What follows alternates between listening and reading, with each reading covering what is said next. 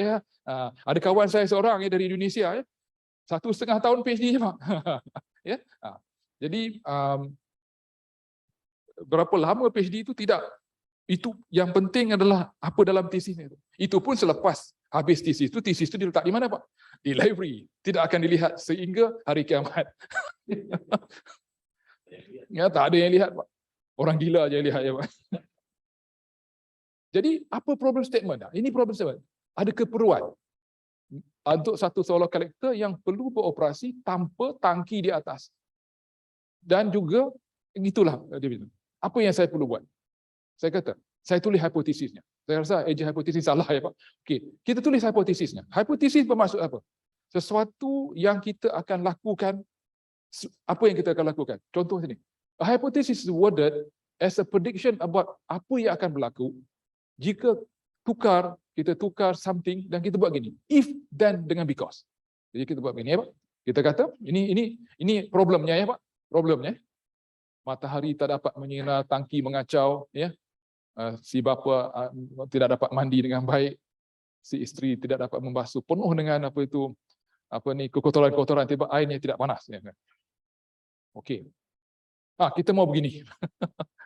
Kita mau supaya dia senyum, yang ini pun menyanyi, yang ini pun menyanyi Pak. Dan mana pergi tangkinya? Tangki sudah hilang. Okey, bolehkah dari segi fundamental dia dibuat? Itu sudah masalah Pak, tapi tak apa. Maksudnya dari segi fundamental tak boleh. Tangki perlu di atas sebab itu prinsip thermosiphon ya. Okey. Dia kata okey, if the system can be incorporated into one single built unit, then the storage tank is built into one unit. Ni tak payah ada, because the sun is able to shine on it. Ini hipotesis. Jadi kita ada projek, kita ada berapa tahun untuk selesaikan hipotesis kita. Jadi hipotesis itu dah statement positif ya. Ya, kata. Jadi sudah diselesaikan baru jadi tesis. Bila ditulis PhD itu jadi disertasi ya, gitu ya. Okey. Jadi kita pergi balik ke apa projek title yang cantik ya. Saya kata okey. Solar hot water heater with integrated storage system for a community center saya kata. So title begitu saya kata. Dan objektifnya apa? Saya buat satu untuk fabricate ini sebagainya. Ini boleh dibuat, tak ada masalah. Yang keduanya evaluate boleh dibuat. Untuk develop model mathematicsnya boleh. 3 objektif sudah cukup. Perhatikan sekarang ini adalah objektif yang smart tadi itu, yang boleh diukur, yang boleh okay. Penting yang ini nanti ya, jangan lupa dia. Ini sebab ni kalau sudah diberi tajuk ini, inilah yang perlu diselesaikan. Jangan lari daripada objektif. Iaitu mesti sebab ini hasil daripada problem statement ya. Ini hasil dari problem statement. Jangan kita hanya selesai yang pertama, yang kedua tidak, yang ketiga tidak ya. Okey. Jadi kita bikin dia punya research proposal, dia punya background dan sebagainya. Kita kata okey, dalam tahun sekian-sekian ada banyak ini unit yang diperlukan ya, dan kita ni semua ni, tetapi kita memerlukan satu water yang built in dan sebagainya, kita perlukan itu sebagai alternatif kepada yang ada sekarang ni. Dan kemudian kita sebut apa yang mau dilakukan. Jadi statement yang bombastik dan kemudian diikuti dengan apa yang mau kita selesaikan. Okey. Kemudian benefit. Kita sebutlah siapa benefitnya. Seperti yang tadi itu, carilah siapa benefit dia. Okey, kemudian project description. Yang penting kita tahu ya. Ini sudah selesai. Sebab ini datang daripada problem statement. Jadi dia berkait ya, semua itu berkait-kait ya. Dia tidak lari. Jadi itu sebabnya bukan sesuatu yang menghabiskan masa kalau kita kita dapat problem statement yang baik. Malah dia dapat menjimatkan masa dan sebagainya kerana objektif tersebut berdasarkan problem statement.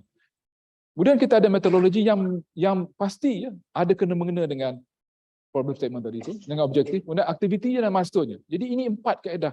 Dan kalau kita dapat masukkan ini, maka jadilah dia proposal yang baik. Okey, kita lihat. Yang pertama tu to design, fabricate dan test ya. Jadi kita lihat metodologi kita design and fabrication. Jadi kita pada yang objektif pertama tersebut mesti ada metodologi menyelesaikannya. Kita tukar perkataan to tu kepada design and fabrication. Kita tukar dia. Dan kita cerita apa yang kita mau buat.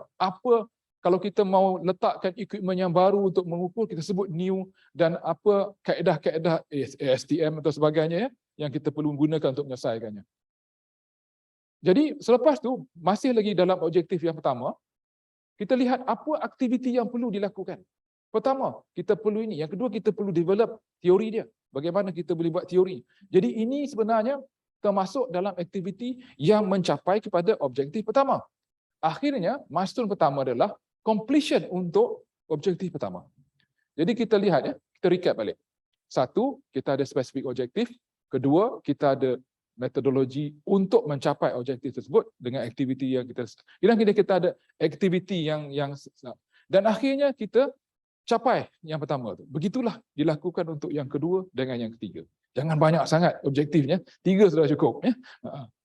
Kemudian schedule, kita lihat schedule-nya yang pertama dia, ini adalah completion untuk milestone pertama, kita letak begini, milestone complete. Ini aktivitinya sama seperti yang kita telah buat sebelum tu. Di sini saya boleh publish satu paper sini Pak. Sini saya boleh publish satu paper, ya.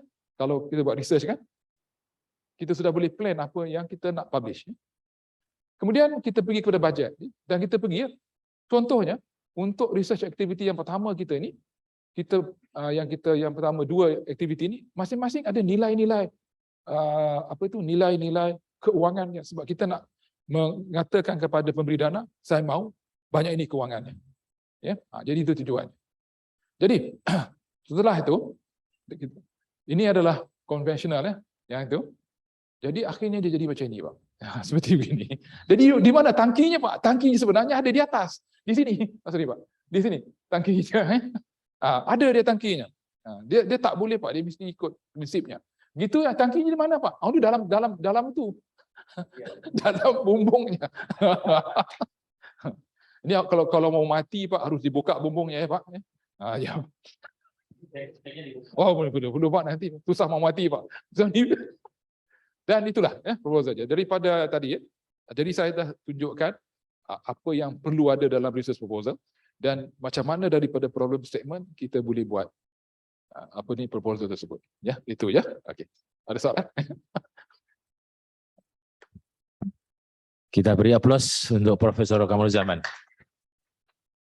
Baik, kalau narasumber tadi yang pertama mungkin bisa menstimulasi kita ya mengenai bagaimana membuat proposal. Kalau kita sesi kedua ini langsung praktisnya ya, kalau kita melihat apa yang disampaikan Profesor Kamaruzzaman ini, kita praktisnya bagaimana, mulai problem statement-nya, kemudian metodologinya, aktivitasnya apa, sampai kemudian tadi yang terakhir adalah bagaimana komplitnya tadi ya. Jadi itu kan luar biasa. Jadi kita memahami betul bagaimana problemnya seperti apa. Kalau 3 berarti dari metodologinya ada 3, aktivitasnya ada 3 dan seterusnya. Mungkin akan lebih menarik lagi apa yang disampaikan, kita diskusikan. Monggo kami persilahkan dari peserta yang hadir di sini untuk dari Zoom ada. Oh, bisa dibacakan Zoom. Ditampilkan.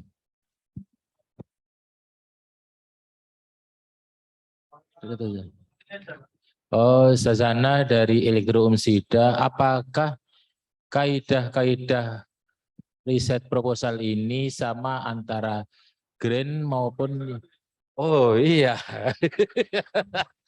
Profesor sangat hafal. Dia pasti tak puas hati lagi ya. Okey, macam ni.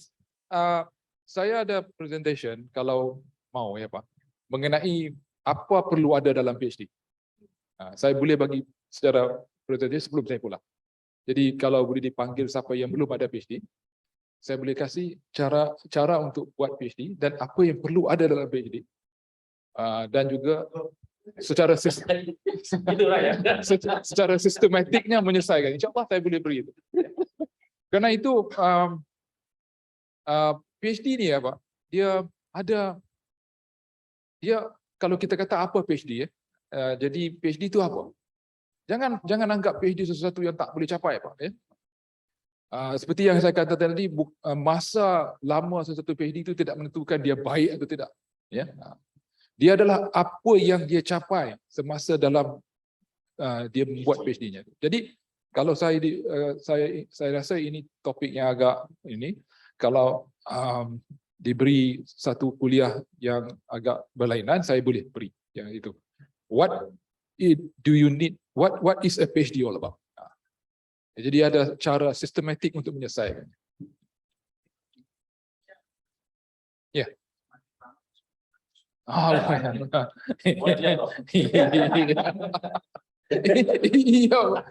Iya, dia lama itu lama tidur ke lama itu tak tahulah ya Pak.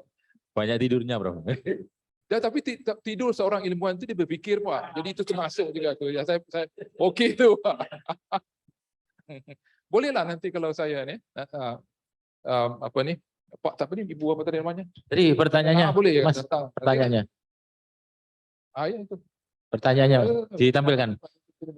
Statement. Okey, Problem statement, Bro. InsyaAllah. Tadi ada macam tadi. Ya, Ibu? Yang tadi saya macam mana mencari problem statementnya, semudah-mudahnya tadi-tadilah saya tunjuk caranya. Jadi sebenarnya yang tahu cari problem statement itu orang yang dalam bidang itu, orang yang mau pergi ke bidang itu. Dan dia bukan melihat pada bidang itu hanya sehari dua, Pak. Dia lihat lama. Dia nelitinya lama. Itu sebabnya kalau dalam proses untuk PhD itu 6 bulan sebenarnya digunakan untuk mencari problem statement. Jadi yang paling best sekali adalah jumpa supervisornya. Bagi saya problem statement. Terus sudah jimat 1 tahun. Jimat 1 tahun.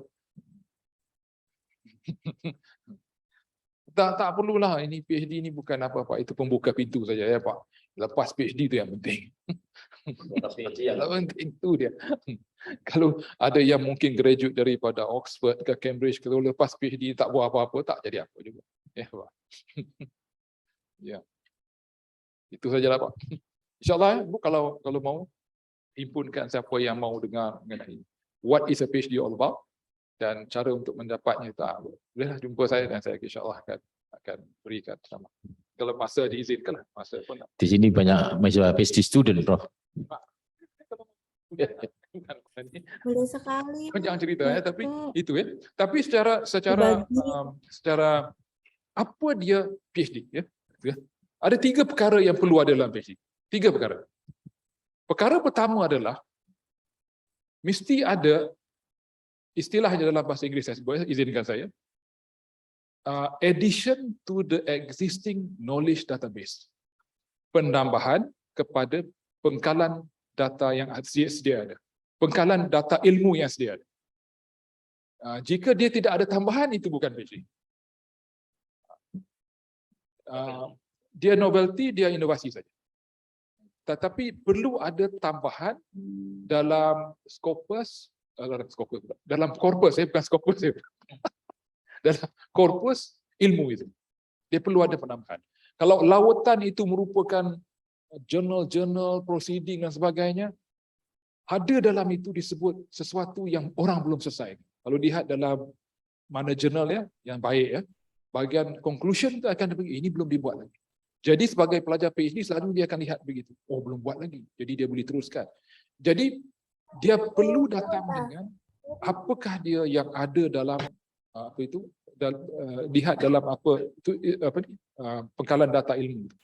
Itu requirement pertama, dia perlu ada tambahan.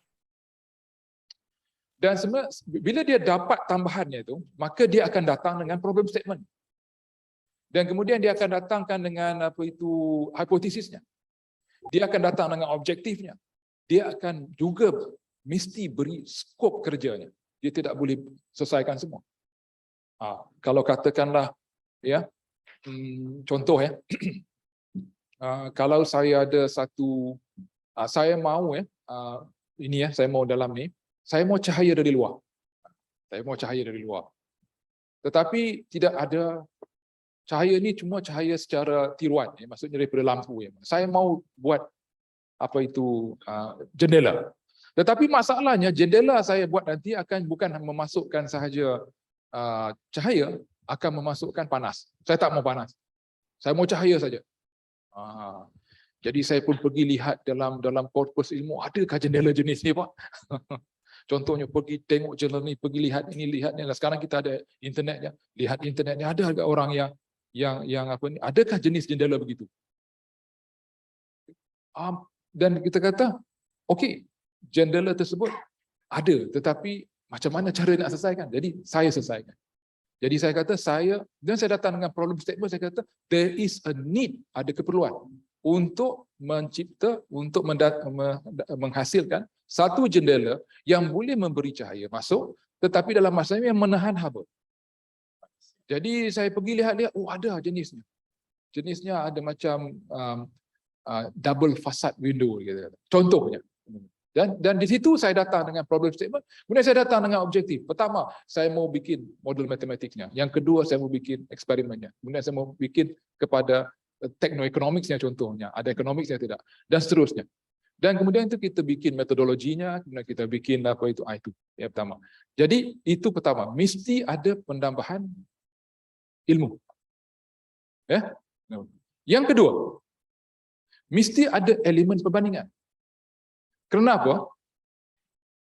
Bila kita buat PhD, mesti ada perbandingan. Bapak perhatikan, ada PhD yang tidak ada perbandingan. Dia bandingkan formula matematik dia dengan kerja eksperimennya saja. Itu sebenarnya tak boleh. Semasa saya submit thesis saya, ingat saya sudah berjaya bagi tahu supervisor saya, ya. Saya kata kat dia, Prof, bagi problem yang saya boleh selesai dalam 1 tahun setengah, boleh kata. Kemudian setelah 1 tahun setengah saya datang, sudah selesai kata. Kemudian dia kata, awak gagal. Kenapa? Awak tidak membanding kerja awak dengan orang. PhD mesti ada itu. Itu beza PhD dengan yang lain. Jadi di mana Pak? Saya kata, yang Bapak bagi ini memang agak baru. Cari sampai dapat. Kata. Takkan kamu tidak ada dalam semasa kamu bikin kamu punya literature review, mesti ada yang lain itu. Oh ya. Dan saya terus bandingkan kerja saya ini lakukan oleh MIT begini, kerja yang dilakukan oleh saya begini. Saya bandingkan semua mereka. Ya. Of course lah memang saya yang paling tinggi, sebab itu biasalah kan. Bukan luar biasa, memang biasalah sebab kita buat PhD, jadi kita punya lebih baik. Okey. Itu requirement yang kedua. Dan dalam thesis ya, kalau saya jadi pemeriksa keluar, saya lihat ini. Saya tak lihat pada bahasa dia, saya tak mahu. Ya. Yang terakhir sekali adalah thesis tu mesti ada conclusion. Mesti ada conclusion. Ya betul. Conclusion macam mana Pak? Jawab objektif tu. Yang kalau di 3 objektif tu, jawab objektif tu. Kadang-kadang orang bikin conclusion dalam thesis tak sebut jawapan. Dia tak sebut, dia kata gini-gini. Kita apa ni? Sudah awak mengambil masa untuk develop problem statement, kamu tak jawab objektifnya. Jawab objektif tu. Objektif jawapannya panjang. Betul Pak? Ya? Dia tak jawab objektifnya. Itu dia. Yang last sekali, yang ketiga tu, selain daripada jawab objektif, sebagai pelajar PhD, dia telah buat ini, tetapi dia mesti bagi recommendation untuk seterusnya. Sebab setelah dia kaji itu, Pak, dia pasti tahu. Kalau dia tak tahu, dia tak layak. Itu saja. Recommendation itu perlu 3 atau 4 saja. 1-2 pun cukup. Tetapi bukan rekomendasi yang dia tak boleh buat. Contohnya, dia kata, boleh digunakan, saya telah selesaikan daripada aspek hukum pertama thermodynamics. Jadi pelajar kemudian perlu selesaikan daripada hukum kedua thermodynamics. Bapak tahu hukum kedua itu berapa persamaannya? 1 saja persamaannya. Kenapa dia tak buat? Maksudnya, selain dia punya menjawab objektif, kita ada recommendation for future work. Recommendation for future work itu bukan rekomendasi yang bukan dia tidak boleh lakukan. Kalau dia boleh lakukan, itu bukan recommendation. Kalau katakanlah rekomendasinya begini-begini, ini saya akan cakap sebenarnya, ini bila saya kata ini awak boleh lakukan tanpa memerlukan 3-4 tahun lagi, saya kata. Ya. Ini tidak menghasilkan ilmu baru, saya kata. Recommendation tersebut harus ada ilmu baru. Jadi kalau katakanlah pelajar seterusnya melihat PhD thesis itu, dia sudah tahu di mana mau mula dan akan mendatangkan lagi apa yang dilakukan oleh dia sebelum itu, mendatangkan apa penambahan ilmunya, objektifnya. Jadi maksudnya thesis itu beranak. Itu recommendation, bukan recommendation ataupun recommendation atau bukan cadangan yang dia tidak boleh lakukan. Ini cadangan yang memerlukan lagi masa yang lama. Itu kita lihat pada student PhD. Sebab apa? Dia bakal, kalau dia jadi dosen, dia bakal menyelia pelajar. Jadi kalau dia tak sampai tahap tu, kalau dia tutup saja, ini maksudnya ini bukan thesis, ini technical report. Jadi 3 perkara. Pertama, penambahan. Dengar bu? Dia tak dengar, tak apa. Dengar. Dengar. Bukan dia luar negeri dari sini saja apa. Pertama, perlu ada penambahan data, penambahan ilmu pada pengkalan data yang sedia ada. Yang kedua, elemen-elemen perbandingan. Bukan dengan bukannya maksudnya perbandingan teori saya dengan eksperimen saya, bukan. Itu perlu dilakukan, wajib. Ini dengan kerja yang sebelum-sebelum ni. Walaupun mungkin tak sama, tapi perlu dibandingkan juga. Dan yang ketiga adalah perlu di-conclude. Conclude-nya apa? Objektif lah di-conclude-kan. Apa lagi mau di-conclude? Kadang-kadang dalam thesis dia, 1 muka surat conclusion, sudah conclude kata. Tak boleh. Jawab objektifnya satu persatu. Dan kemudian rekomendasi untuk kerja-kerja masa depan. Ini bukan kerja yang dia tidak boleh lakukan, tapi kerja yang memerlukan lagi masa yang lama untuk buat. Nah itu dia. Ya. Faham bu? Paham. Paham, Bu? Tiga second. Terima kasih. Oke, jadi tadi sampaikan Prof. Kamruzaman, PhD student yang bagus itu bisa menyelesaikan problem ya. Lulus 10 tahun sama 1 tahun sama, yang penting capaiannya. Nah, itu yang pertama. Kemudian yang kedua, Apa yang dihasilkan? Kemudian yang kedua tadi untuk PhD student perlu ada penambahan pengetahuan ya. Perlu ada penambahan pengetahuan, kemudian yang kedua ada pembanding ya. Pembanding dari beberapa riset apa yang sudah dilakukan oleh orang lain itu perlu juga ya. Kemudian yang ketiga tadi itu ada kesimpulannya. Jadi apa problemnya, ada metodologinya, apa penyelesaiannya. Dan kemudian yang terakhir adalah sarannya ya, bahwa bukan berarti dia tidak bisa mengerjakan, tapi butuh waktu untuk mengerjakan ya, menyelesaikan problem tadi butuh waktu, maka perlu dimasukkan saran. Nah, PhD student perlu melihat beberapa artikel jurnal apa yang mungkin masih belum bisa terselesaikan. Nah, itu mungkin untuk pertanyaan dari Bu Sasana, dan Bu Sasana sendiri yang paham problem apa di bidang keilmuan yang Bu Sasana tekuni. Itu ya apa yang disampaikan Prof. Monggo kami persilahkan untuk berikutnya. Ada lagi yang Zoom? Yang bertanya? Ada. Oh ini, monggo. Calon Prof. Sudah didoain di Sunan Giri ini sama Prof.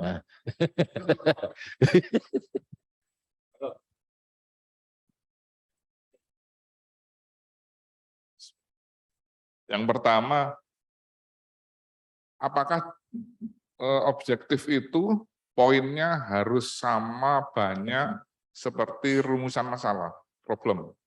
Yang pertama. Yang kedua, capaian objektif itu dimasukkan dalam result and discussion, karena ada template beberapa jurnal itu, habis result and discussion baru conclusion gitu. Itu dimasukkan ke situ atau ke conclusion. Yang ketiga, ketika kita membuat rekomendasi, apakah itu tidak menunjukkan bahwa apa yang kita buat itu adalah sesuatu yang ada kelemahannya?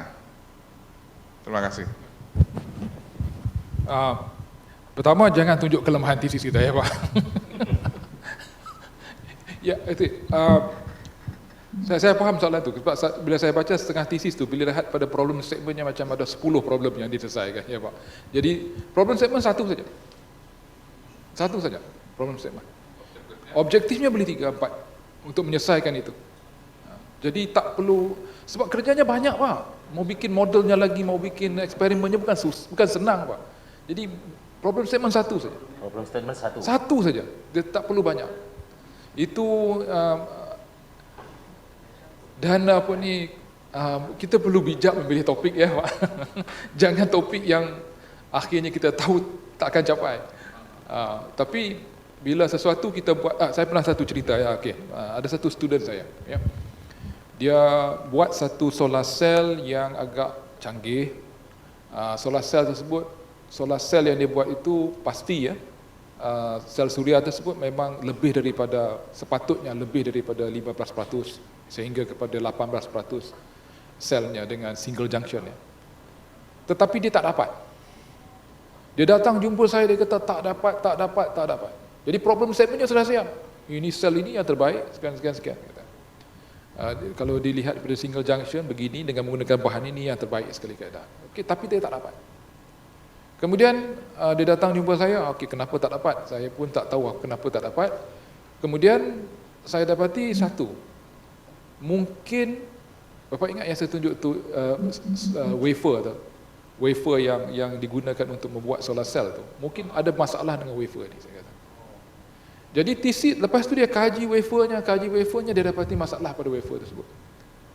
Dan wafer yang dibeli selalunya spesifikasinya adalah sekian, tetapi ada satu lagi yang tidak pernah diletak dalam spesifikasi untuk untuk wafer tersebut. Jadi wafernya dijual. Dan rupanya masalah ini adalah masalah yang dihadapi sama oleh pengusaha solar cell. Ya. Kerana selepas tesisnya mereka agak suka untuk kontak ya. Mereka kontak kami kerana mereka ada masalah yang sama. Sebab kalau dilihat pada ingot yang panjang tu, bila kita potong, ada yang dipotong di tengah, ada yang dipotong di tepi. Jadi yang dipotong itu di tepi. Maksudnya Bapak tahu lemang ya, lemang. Pernah tahu lemang ya, Pak? Lemang. Yang masuk kalau orang Minang tahu dah lemang ya. Dalam buluh itu masuk pulut. Lepas itu bahagian mana yang paling sedap? Di tengah ke, di atas ke, di bawah? Atau pulut Pak? Lemang tahu Pak? Lemang itu adalah makanan yang diletak dalam buluh ya. Tabung buluh kemudian dibakar, bambu, kemudian dibakar, kemudian dipotong dan keluarlah beras pulut yang dimasak cantiknya. Jadi bahagian mana yang paling sedap? Bahagian yang tepi Pak, tapi itu bahagian yang paling banyak impurity ya Pak, sebab ada banyak impurity yang sedap ya Pak ya. Jadi kebanyakan bahagian yang diberi itu di bahagian tepi, bukan di tengah. Yang tengah yang terbaik. Jadi hasilnya tesis dia itu menyelesaikan masalah pada wafer, bukannya masalah pada solar cell. Jadi gitu. Jadi itu sekali-sekala boleh terjadilah begitu ya Pak. Ya. Tapi ya dalam conclusion tu bila kita menjawab objektif tu, di situ kita akan bagi masalah sikit. Kalau ada, tetapi selalunya okey.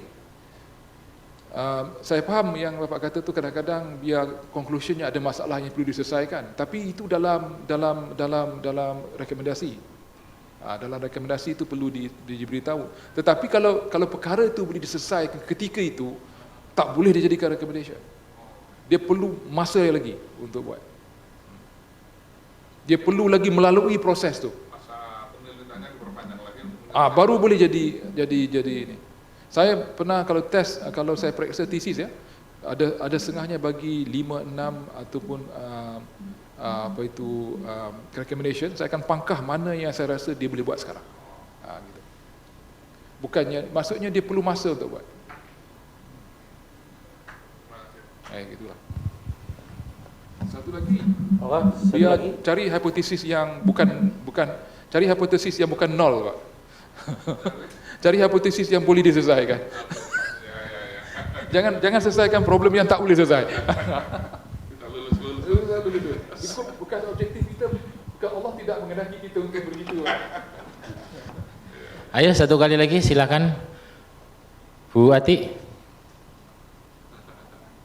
Belum. Bu Rini? Ada mungkin ini.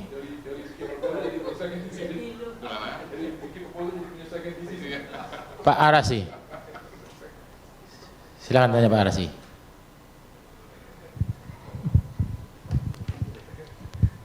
Tanya yang perlu ditanyakan sesuai bidangnya.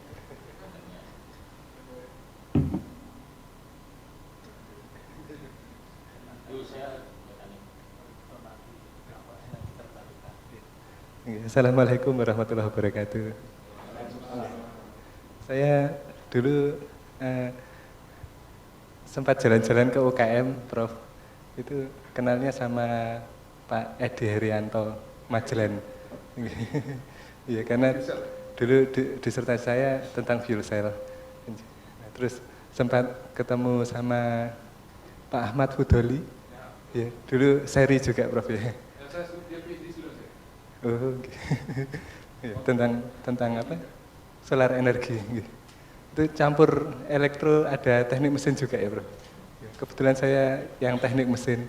Kalau Pak Jamal kan tentang solar cell-nya, tentang apa namanya, energi mataharinya. Gitu. Jadi saya yang tertarik, saya cuma statement saja Prof. Yang baru saya terima ini tadi yang menarik itu adalah problemnya cuma sederhana, cuma ketutupan apa tabung, tapi dari situ bisa dapat 3 tujuan, dari satu tujuan bisa dapat apa namanya beberapa spesifik tujuan gitu ya. Jadinya bisa jadi banyak judul apa namanya penelitian. Ini saya cuma apa yang saya tangkap ini tadi menarik sekali. Hanya dari satu masalah itu bisa jadi banyak sekali judul penelitian. Ya mungkin itu saja sih Prof. Saya bingung mau tanya apa ini. Mungkin statement itu saja. Terima kasih Prof. Dari apa yang ilmu baru ini tadi. Sepertinya sudah lengkap. Ya, jadi memang kalau tingkatan profesor itu kan dari satu masalah bisa beranak-anak ya, beranak pinak dari beberapa proposal, paper dan macam. Nah, kalau kita kan levelnya belum profesor ya. Jadi perlu belajar banyak ya, perlu belajar banyak dari satu masalah jadi banyak riset ataupun paper. Nah. Kalau visinya baik itu dia selesaikan masalah dia, bukan masalah orang, tetapi dia mencadangkan yang banyak. Dan cadangannya itu boleh menghasilkan 3-4 tesis daripada. So dia setelah kita buat perkara itu selama 1 tahun, 2 tahun, 3 tahun, kita tahu Pak, kita lebih tahu dari supervisor kita. Itu. Saya kadang-kadang kata kalau kau lebih bodoh dari aku, kau tak jangan dapat PhD. Sebab begitu sekali. Ya. Ada juga yang PhD saya yang sampai 8 tahun, tapi sehingga saya terpaksa cakap sama dia, mungkin Allah menghendakkan saudara buat benda yang lain. Itu maksudnya supervisor suruh pergilah ya. Jadi satu yang perlu diingat, supervisor itu facilitate saja, fasilitasi, bukan dia menyelesaikan masalah. Sangat positif.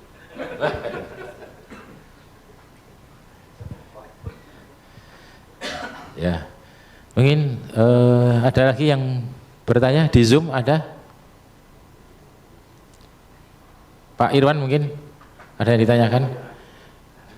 Kalau perlu di conclusion ya, 2 perkara ya. Satu, kalau tidak ada problem statement, ada ini 2 perkara yang perlu dirinya.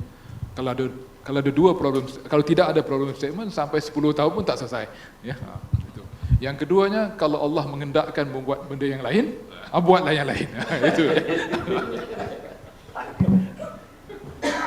Mungkin yang lain lebih baik lagi untuk hidup. Ya, ini kan semangat yang perlu kita bangun ya. Kita perlu bisa menyelesaikan problem PhD kita, dan yang tahu kita untuk menyelesaikan tersebut. Kalaupun tidak selesai-selesai, kita diminta untuk masalah studennya, bukan masalah supervisornya ya. Itu penting, perlu diingat ya. Dan Supervisor memberi hak, memberi kata akhir. Kata akhirnya Allah menghendakkan kau membuat perkara yang lain. baik, terima kasih. Oh, ada lagi, monggo silahkan.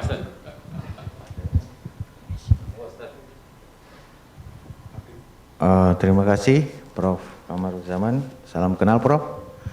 Irwan from Informatics. Ketika studi doktoral di Jepang itu banyak teman dari Malaysia juga, dari Johor, cerita sistem.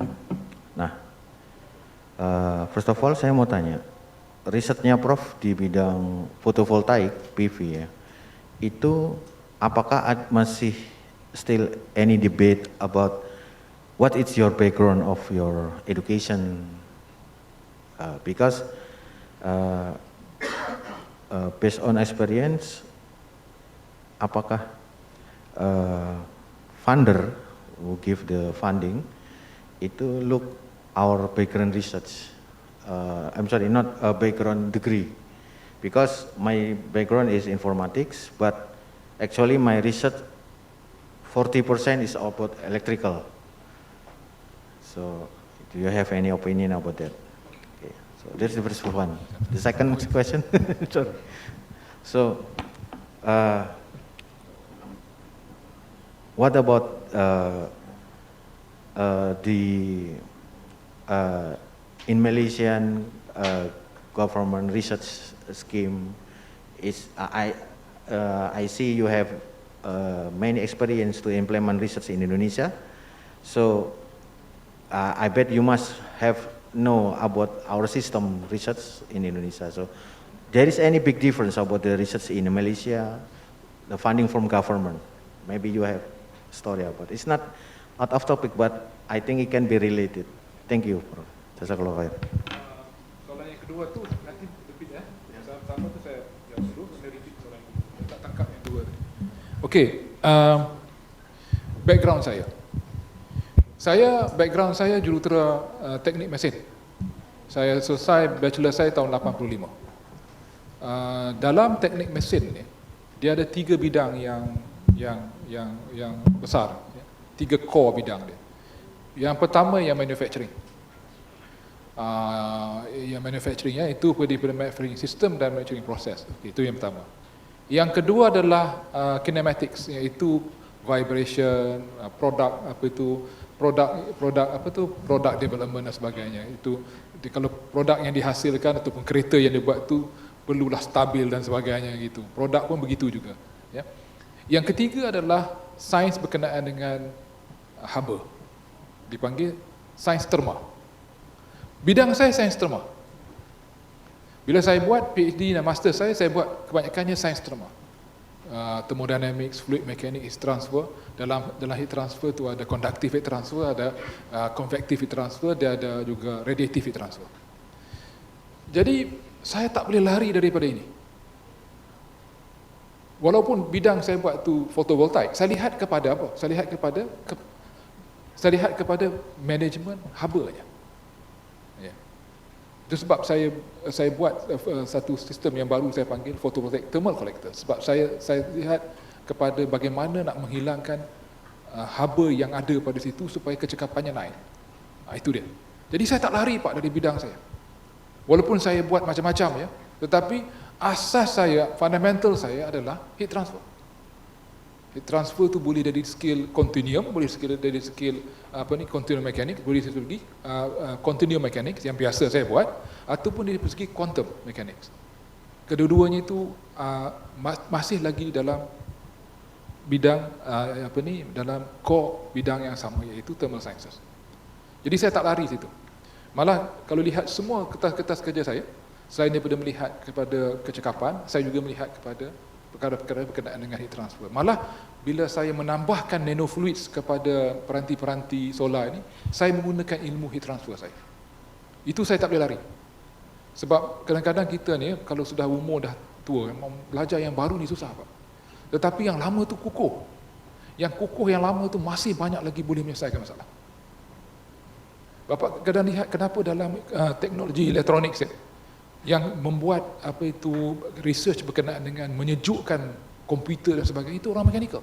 Sebab dia ada asas pemilihan haba dia. Macam mana haba dipindahkan. Jadi tak lari. Ya.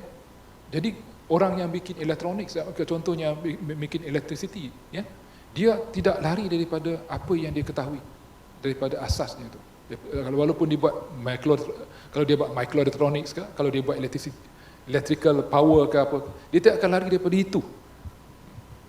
Ya. Walaupun dia pergi kepada informatics, macam saya pergi pada informatics, contohnya dalam informatics pun untuk menyejukkan komputer yang besar-besar tu macam mana Pak? Datanya perlu disejukkan. Ya. Itu masih lagi bidang asas kita Pak. Kita tak lari. Jadi kalau lihat apa yang saya buat, saya tak lari daripada asas. Ya, itu satu. Soalan yang kedua tu Pak, yang saya tak dapat tangkap ya. Boleh bagi yang kedua tu tak? Ada dua soalan.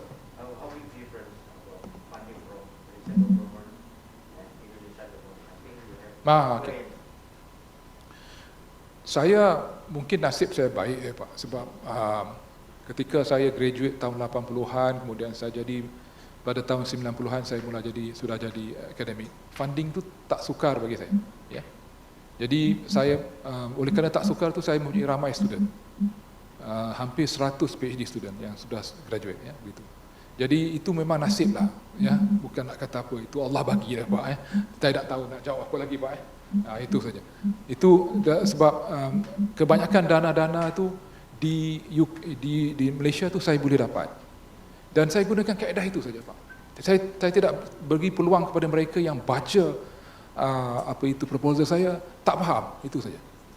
Jadi apa yang saya perkenalkan tadi, contohnya apa yang saya beri tiga perkara yang perlu ada pada PhD itu adalah pengalaman saya selama 30 tahun. Apa yang saya bagi tadi adalah pengalaman saya macam mana saya tulis proposal selama 30 tahun begitu. Ya, itu saja Pak.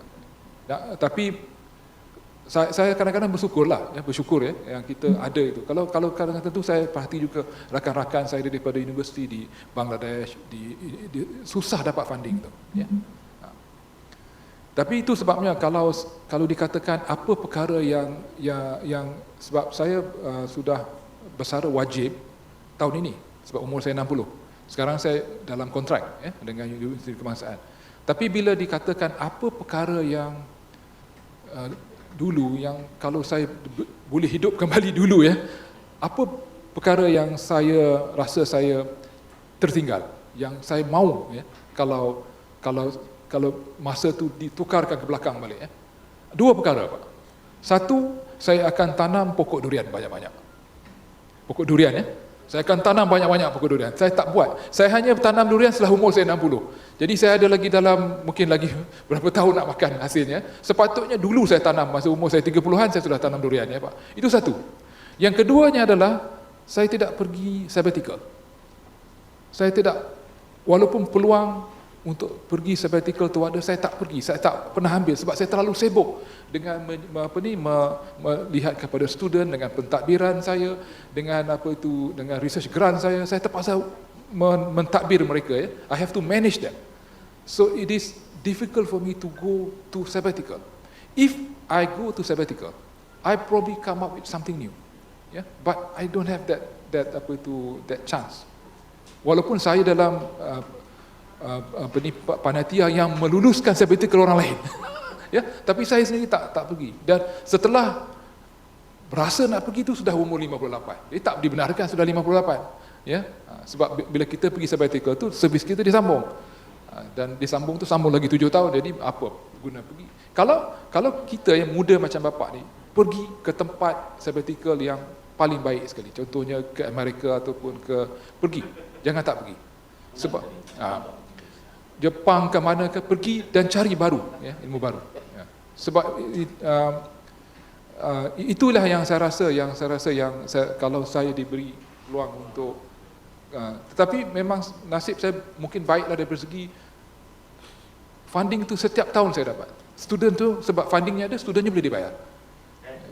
Any requirement for sabbatical, bro? Jadi di Malaysia sistem berapa tahun boleh sabbatical?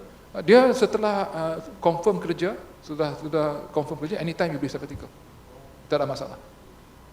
Tetapi bila sabbatical tu kata pergi setahun, selalunya sabbatical ni kita mesti buat, Universiti Kebangsaan boleh bayar, gajinya sebagai dia bayar, tetapi ada masanya ketikanya elok dapat. Tetapi yang eloknya kalau di pihak sana itu yang bayar, jadi dapat lagi, sebab bagi laboratori di luar negara membuka peluang pada kita tu bukan senang, ya. Tetapi peluangnya ada. Yang itu saya tak. Saya hantar orang saja. Saya tak pernah itu. Jadi tu saya kata kalau saya boleh hidup pergi balik ke zaman tu, dua perkara tu saya buatlah, ya. Jadi kalau yang muda-muda ni kalau ada peluang, get out from the country for a while. Ya, itu. Get out. Ya. Sabbatical berapa periode, bro? Ada waktu masanya? 3 bulan, setahun? Setahun boleh, 6 bulan boleh. Bukan, kalau di UKM 6 bulan. Jangan lama-lama sangat. Kalau lama sangat pun tak mendatangkan hasil juga. Sebab ilmu tu dia perlu ada hands on lah itu. Saya pernah tahu kawan saya daripada medical dulu, dia bikin medical PhD-nya dalam public health. Tetapi dia pergi sabbatical ke Harvard, bikin benda yang baru. Jadi pulangnya tu dia tak buat public health lepas tu. Dia buat yang itu, dia buat yang perkara baru. Jadi itu peluang yang datang sekali. Rasulullah pernah bersabda ya Pak, saya tak tahu hadis mana pernah bersabda peluang datang sekali. Peluangnya hanya datang sekali. Satu kali. Kalau tak diambil, habis. Saya cuba cari Pak hadis mana Pak, saya cuma tahulah ada hadis tu ya Pak. Kalau di Indonesia programnya baru itu. Ya. Namanya apa? Dosen merenung. Ya boleh, menenung pun boleh. Tak ada masalah. Renung tengok Pak, tenung begitu saja. Okey boleh. Mana-mana pun tak apa Pak. Tapi pergi sabbatical. Tak kira namanya renung kah, menenung kah, ya, sabbatical lah namanya. Ya, luar biasa. Tadi saya teringat apa yang disampaikan Prof. Kamaruzaman pada waktu awal. Saya ahli pada pohon kelapa, keilmuan di pohon kelapa. Tapi saya tidak ahli dalam bidang sapi. Sapinya ditarik, diikat di pohon kelapa. Nah, kan berbisa sama dengan saya, Bro. Nah, kelapa sama sapi. Tadi menjawab. Jawabannya itu tadi ya, sama dengan saya. Saya elektro prof mesin, tapi fotovoltaik, saya motor listrik. Solar cell untuk menggerakkan motor listrik. Nah, seperti kelapa sama sapi. Nah, ini cocok Prof ya. Ya.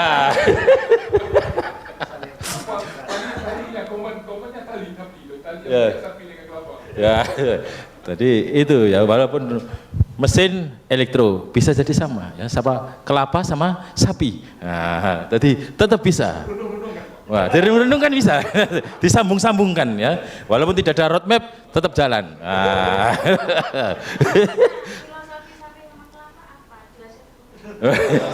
Yang bisa jelaskan Prof. Artinya kan kita bisa menarik ya, perlu adanya sinergi. Sapi Madura diikat, yang besar sapi Madura itu diikat sama tali plastik, ya lepas. Cari tali yang kuat ya supaya tidak lepas ya. Nah, itu mungkin gambarannya. Yang penting kita bisa menghasilkan proposal, membuat roadmap. Apa yang disampaikan Prof tadi itu merupakan suatu yang luar biasa. Kita banyak menimba ilmu yang banyak, dan besok terakhir untuk sesi workshop di hotel ini yaitu bagaimana untuk menulis high impact journal ya, jurnal. Jadi apa yang sudah di roadmap, dibuat proposalnya, dilaksanakan penelitiannya, kemudian bagaimana cara mempublish ya artikel di jurnal internasional bereputasi. Prof. Kamaruzaman ini merupakan editor jurnal Elsevier ya sebelumnya ya, dan banyak lagi sebagai editor-editor jurnal. Baik, untuk sesi pembuatan penyusunan internasional recent grant saya akhiri. Terima kasih. Mohon maaf apabila ada salah dan kurangnya, saya kembalikan kepada MC. Terima kasih. Assalamualaikum warahmatullahi wabarakatuh. Baik, kami ucapkan terima kasih kepada Dr. Iza Ansori MT selaku moderator, dan juga Profesor Dr. Datuk Kamurzaman Sopyan selaku narasumber yang terakhir pada sesi kali ini. Kita beri tepuk tangan sekali lagi. Dan hadirin, marilah kita tutup acara ini dengan membaca hamdalah bersama. Kami ucapkan terima kasih kepada hadirin yang hadir secara luring maupun daring, dan sampai jumpa dalam WCP series dalam hari esok ya, pada hari Rabu. Dan selanjutnya sekali lagi kami ucapkan terima kasih. Saya Rani selaku MC pamit undur diri. Billahi taufik wal hidayah. Wassalamualaikum warahmatullahi wabarakatuh. Kita foto